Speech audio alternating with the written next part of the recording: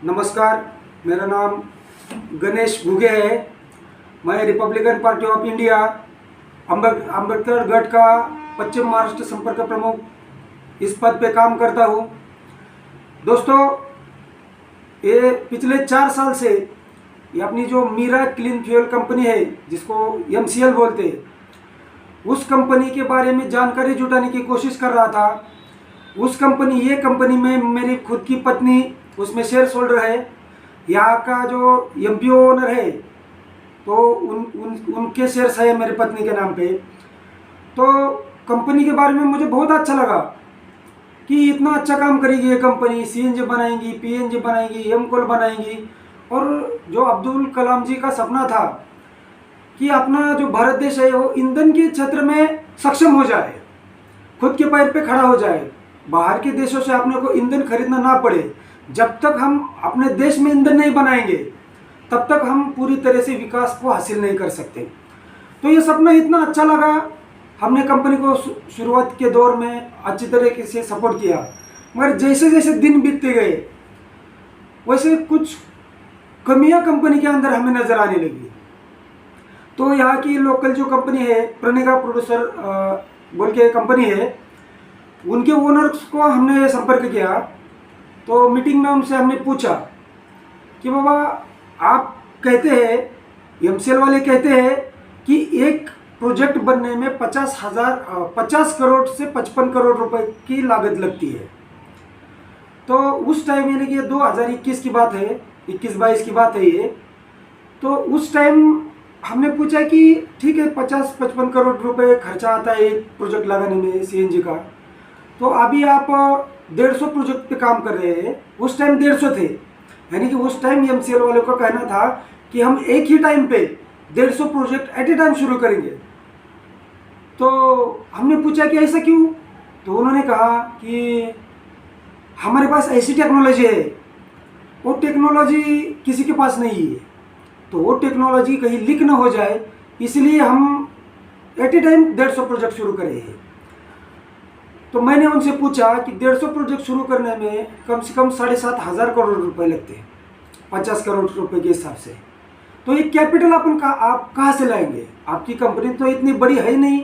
2008 से आप ये प्रोजेक्ट पे काम कर रहे हैं, 2008 से आप एक मिशन लेके काम कर रहे हैं, मगर 2008 से 2012 तक कुछ काम नहीं हुआ था। 2012 से 2018 तक और अभी तक सिर्फ कंपनी का 2 बार एनुअल रिपोर्ट फाइल किया गया है, बैलेंस शीट फाइल किया गया है, ऐसी मेरी जानकारी है।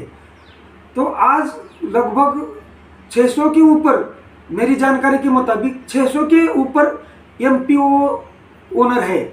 यानी कि 600 के ऊपर तहसील एरिया में आपके प्रोजेक्ट का काम शुरू हो गया है। यानी कि प्रोजेक्ट लिए हुए हैं इतने लोगों ने। तो 500 प्रोजेक्ट भी कंप्लीट करने हैं तो अपने को 25,000 करोड़ रुपए लगते हैं। तो मेरा MCL कंपनी से सवाल है, एक शेयर होल्डर के नाते और एक पॉलिटिकल पार्टी का एक छोटा कार्यकर्ता होने के नाते मैं आपसे पूछता हूँ, किसान मुझे मिलते हैं कि इतना साल से कंपनी काम कर रही है, तो कंपनी का काम क्या है? किधर है कंपनी तो खाली पेपर पे है। कंपनी पेपर पे है और कहाँ पे भी कोई काम नहीं चल रहा है। तो हम आपसे पूछते हैं कि 500 प्रोजेक्ट भी आपको CNG के शुरू करना है तो आपको 25,000 रुपये की लागत, 25,000 करोड़ रुपए की लागत लगने वाली है। तो ये अमाउंट आप कहाँ से जुटाने वाले हैं?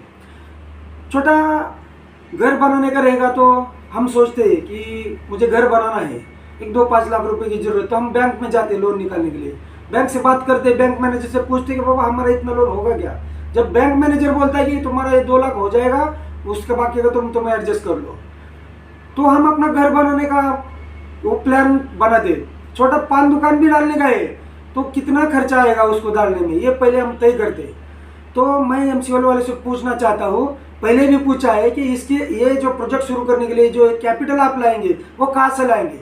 यहाँ के जो लोकल जो MP ओनर है उन्होंने हमें बताया कि ये जो फंड है वो NRI फंड से आएंगे कैपिटल। तो मैंने उनसे कहा, आपसे आपकी NRI फंड के बारे में कोई रिटेल में कोई हो गई है क्या, कुछ पत्र व्यवहार वगैरह कुछ हो गया क्या? तो बोले हमें कुछ मालूम नहीं है। तो फिर हमने MCL कंपनी का जो नेट पे मोबाइल नंबर था वो व्हाट्सएप नंबर पे, वो नंबर पे हमने कॉल किया तो वहाँ पे फ़ोन नहीं उठाएगा। 1-1.5-2 साल की बात है पिछले की। तो जहाँ जहाँ भी हमने कांटेक्ट करने की कोशिश की तो डायरेक्ट इनके जो मेन जो की पर्सन है उनसे हमारी कभी बात नहीं हो गई। मगर जो भी इंसान एमसीएल से जुड़ा है उससे हमने बात करने की कोशिश की, उसके पास भी इसके बारे में कोई डिटेल नहीं की ये कैपिटल कहाँ से आएगा। तो कुछ लोगों ने ऐसा बताया कि ये गोपनीय है, यानी कि ये कॉन्फिडेंशियल है। मगर क्या है कि आपकी कंपनी एक पब्लिक रिलेटेड कंपनी है, यानी कि लोगों से आपने 500 रुपये जमा किए, कुछ जगह पे 500 रुपये जमा किए, कुछ जगह पे ज़्यादा किए, कुछ जगह पे कम किए। तो हमारे यहाँ पे 500 रुपये एक फार्मर से 500 रुपये लिए गए। तो उसमें उन्होंने शुरुआती दौर में 250 रुपये प्रोसेसिंग फी के नाम पे लिए थे और 250 रुपये जो है तो उसके शेयर्स दिए थे। आपकी कंपनी के शेयर्स की वैल्यू है 10 रुपये।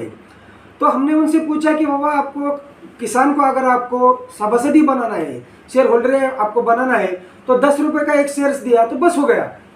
तो उन्होंने क्या किया, 400 रुपये के शेयर्स बाद में किसानों के नाम पे ट्रांसफ़र कर दिया, ऐसा उन्होंने कहा, और 100 रुपये प्रोसेसिंग पे के नाम पे ले लिए। तो आप इतना सोचो, उस टाइम यानी कि 2 साल पहले ये एमसीएल वालों का कहना था कि जिसको भी प्रोजेक्ट लेना है आपकी तहसील में, उसको पहली कंडीशन ये रहेगी कि आपको 10,000 किसानों को जोड़ना होगा, और जब तक आप 10,000 किसानों को नहीं जोड़ेंगे तब तक हम आपको प्रोजेक्ट नहीं देंगे। ये हो गई पहली कंडीशन। दूसरी कंडीशन थी कि उस टाइम भरने थे 10 लाख या 15 लाख रुपए जिसको प्रोजेक्ट लेना है उसको, और एमवीपी यानी कि विलेज प्रोजेक्ट जो लोग लेंगे उनको 1.5 लाख रुपए भरने थे। तो मेरी जानकारी के मुताबिक यहाँ पे 25-30 लोगों ने 1.5 लाख रुपए भरे हैं, और एमपी ओनर ने कितने भरे मुझे मालूम नहीं, मगर यहाँ पे 1.5 साल पहले 10,000 सभासद आपके कंप्लीट हो गए। तो हमने उनको बार बार पूछा कि प्रोजेक्ट का काम कहाँ तक आया, तो चालू है, ऐसा है, वैसा है, यही हमको उनके हमारे सवालों के जवाब मिलते गए। मैंने उनको पूछा एक प्रोजेक्ट में आपको कितने चैम्बर लगते हैं, यानी कि जो ये टाकिया जो रहती है उसमें अभी इन्हें फिर ग्रास कटिंग करके डालेंगे और उसको में प्रोसेसिंग करके सीएनजी गैस बनाएंगे, तो कितने टाकियाँ लगेगी। तो उन्होंने हमें बताया कि एक तकरीबन 12 टाकियाँ लगेगी।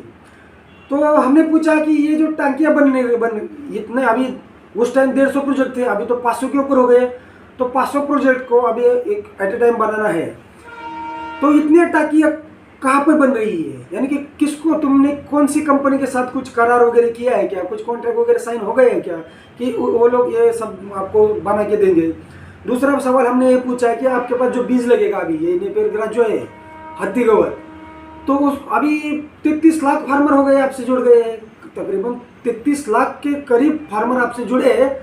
तो 33 लाख एकड़ पे ये जो नेपियर ग्रास है उसको उगाना है, तो उसका आपके पास कहाँ पे प्लांट वगैरह है कि नहीं, यानी कि उसका प्रोडक्शन कहाँ शुरू है, कोई बताएगा हमें। तो इसका जवाब किसके पास नहीं है, यानी कि फाइनेंस कहाँ से आएगा, इसका जवाब नहीं है। इसकी बारे में जो टेक्निकली बातें है उसके बारे में कोई जानकारी नहीं है। ये कंपनी कैसे वर्कआउट करेंगी इसमें, अभी आपने बताया कि एक टन अगर नेपियर ग्रास आप हमसे खरीदेंगे तो 1,000 रुपये देंगे। तो मैं आपसे पूछना चाहता हूँ कि 1 टन हमसे माल खरीदेंगे तो 1 टन में कितना सीएनजी बनेगा, उसमें कितना प्रॉफिट आएगा। अभी आपने एमकोल प्रोजेक्ट शुरू किया तो किसी ने हमें बताया कि एक प्रोजेक्ट शुरू होने में एमकोल का 10-12 लाख रुपए बहुत हो गए, तो किसने बताया कि 2-3 करोड़ रुपए लगते।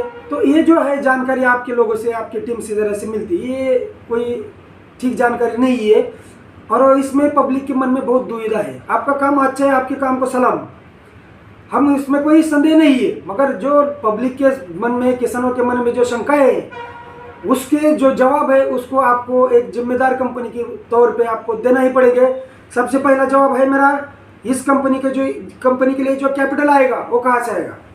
दूसरी बात ये, आपके पास पहले 5 डायरेक्टर थे, अभी उसमें से 2 कट हो गए। श्याम शिवाजी घोलप सर इस कंपनी में लीगल तौर पे कहाँ पे भी इन्वॉल्व नहीं है, और श्याम शिवाजी घोलप सर एक डिप्टी कलेक्टर रहने के बावजूद अभी ये कंपनी का पूरी तरीके से मार्केटिंग कर रहे हैं, हमें उससे कोई लेना देना नहीं है। मगर कंपनी में अगर कुछ कल हो जाता है तो लीगल तौर पे श्याम शिवाजी घोलप सर के कहाँ पे भी इन्वॉल्व नहीं है। 3 डायरेक्टर है, उनका कोई इतना बड़ा तजुर्बा है नहीं है, ये जो क्षेत्र है, जो फील्ड है, उसमें इतना बड़ा तजुर्बा तो उनका है नहीं। तो किसके बलबूते ये कैपिटल खड़ा करेंगे? और आपके जो कार्तिक रावल सर है, उन्होंने कई वीडियो में बताया कि आपके पास, जापान के पास भी टेक्नोलॉजी नहीं है, इससे बेहतर टेक्नोलॉजी आपके पास है ये सीएनजी बनाने की। तो हम आपसे पूछना चाहते हैं कि 2008 से अभी 2023 आएगा, फिर भी आपके कंपनी का काम कहीं पे भी शुरू नहीं है। आपका जो डेमो प्रोजेक्ट कोलार में है, उसमें प्रोडक्शन होता है, ऐसा आपने कई वीडियो में थोड़ा थोड़ा दिखाया है, मगर वो प्रोडक्शन होने के बाद वो माल कहाँ सेल कर रहे हैं, सीएनजी किसको बेच रहे हैं, उसमें कितना मुनाफा हो रहा है, इसके बारे में आपने कहाँ पे भी कौन सी वीडियो में भी बताया नहीं। कोलार प्रोजेक्ट का आपका कई वीडियो ऐसे है कि बस में चलते चलते निकाले गए वीडियो है, तो उसके बाद कहाँ पे भी आपका प्रोजेक्ट नहीं दिख रहा है।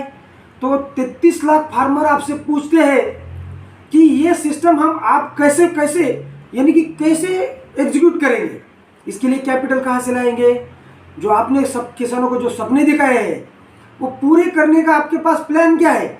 अभी एम कोल प्रोजेक्ट शुरू हो गया, उसमें मुनाफा कितना है, लागत कितनी है, खर्चा कितना है, उसके बारे में कोई ब्यौरा आपने कभी बताया नहीं। श्याम शिवाजी गोलब सर का, बाकी की टीम के जो वीडियो रहते वो मोटिवेशनल स्पीच के वीडियो रहते। मोटिवेशनल स्पीच पब्लिक को नहीं चाहिए, किसानों को वो आपको नहीं चाहिए। आप बता दें ये अमेजॉन कंपनी ऐसी थी, फ्लिपकार्ट ऐसी थी, शुरुआती दौर में उन्होंने ऐसा किया वैसा किया, ये हमको सुनना नहीं है। आपकी कंपनी किस तरीके से कैसे काम करेगी, अभी ये कैपिटल कहाँ से आएगा? और आपने सबसे पहली बात ये कि जो 500 रुपये फार्मर लोगों से लिए है, हम मानते हैं कि आपने 500 रुपये लेके 400 रुपये के शेयर्स उनको दिए हैं, मगर 100 रुपये प्रोसेसिंग फी के नाम पे लिए है। तो आपने 10,000 फार्मर जुड़ने से बजाय बाद में 15,000 फार्मर को जुटाने के लिए कहा। तो सैकड़ों एमपी ओनर ने 15,000 फार्मर को कंपनी से जोड़ा गया है। तो 15,000 फार्मर की प्रोसेसिंग फी की जो 100 रुपये है, उससे 15 लाख रुपये जमा होते। तो ये 15 लाख रुपये जमा होते तो ये बहुत बड़ी रकम है। और 500 रुपये के हिसाब से आपने एक एमपीओ एक तहसील में आपने 75 लाख रुपए जमा किए हैं सिर्फ किसानों की तरफ से।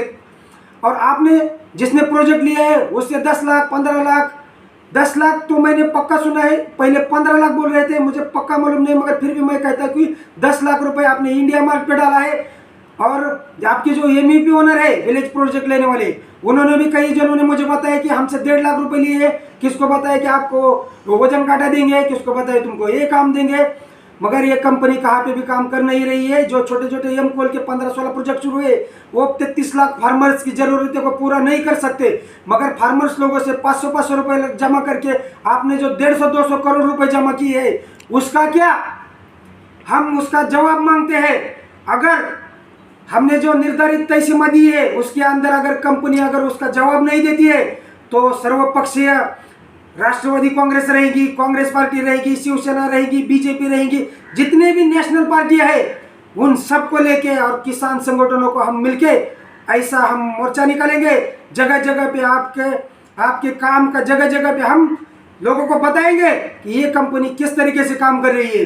हमारी आपसे रिक्वेस्ट है कि हमने जो सवाल पूछे उन हर सवाल का उसमें पहला सवाल यह है कि आप इस कंपनी को 25-30 हजार करोड़ रुपए खड़ा करने के लिए कहां से लाने वाले हैं।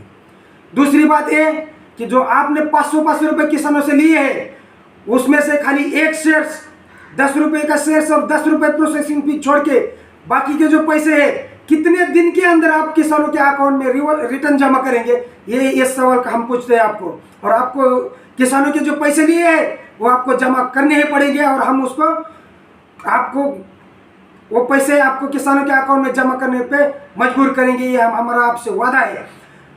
आपके काम को हम सलाम करते हैं। आपने जो डिसीजन लिया है ईंधन क्रांति के बारे में बहुत अच्छा है, मगर ये आप कैसे वर्कआउट करेंगे इसके बारे में कभी आपने ठीक से एक्सप्लेनेशन नहीं दिया है। गोलब सर तो एक गवर्नमेंट सर्वेंट है, बाकी की जो टीम है वो कार्तिक रावल जी और नेशनल एग्जीक्यूटिव है आपके कंपनी के।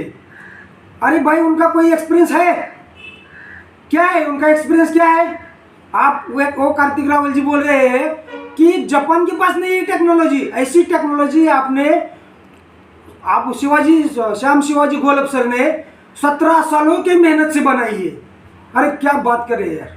हाँ, अरे आपकी कमेंट देखो, जो आप वीडियो डालते हैं तो लोगों ने कितना, सैकड़ों लोगों ने कमेंट डाले कि ये कंपनी झूठ है, फेक है, ये कंपनी चलेगी नहीं, ऐसा नहीं होगा।